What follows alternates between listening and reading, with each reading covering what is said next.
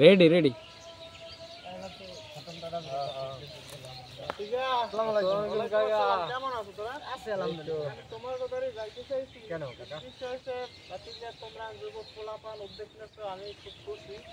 তোমার উদ্যোগ দিয়ে আমি খুব খুশি হয়েছি। কারণ এই যে রমজান আইছে, রমজান মাসে নাকি এবার তোমরা খতম করা। হ্যাঁ কাকা, আমরা উদ্যোগ দিয়েছি খতম করা। কাকা কিন্তু খুশি হইতে পারে না, কারণ হয়েছে আমি বুড়ো মানুষ, বয়স হয়ে গেছে, খতম করাই তো আমার সময় লাগে।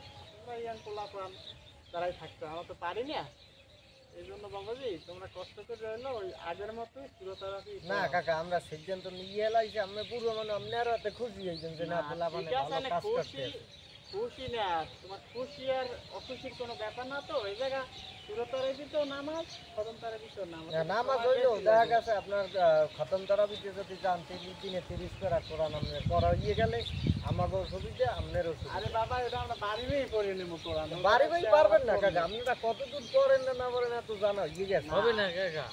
এরা তোমরা যদি আমার কথা, তোমরা মুরব্বীর কথা কইছি, তুমি শোনো একটু, কথাটা মানো। শুনছি প্রত্যেকবারই তো আপনাদের কথাই চলছে, এবার আমরা চালাই একটু দেখি।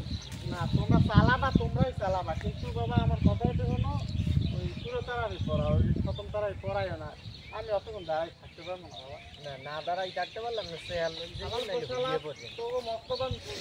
মতলব বোঝেন নাই কাকা। আমি এই সামনের কাতারে মুরব্বী মানুষ আমার দিবি, পিছন দিয়ে তোরা বানবানি করবি। না বানগামি না, তোকে এই বুদ্ধি, তোকে আমি চিনি। আমি মনে করি তোরা ভালো হয়েছে, খেলার পেছনে তোরা আসলে ভালো নাই।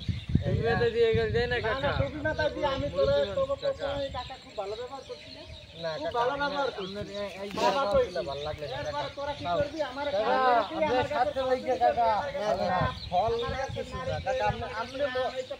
আপনি মসজিদে যাবেন, তোরা এইসব ধান্দা শুরু করছো, মসজিদে যাবেন কিন্তু খবর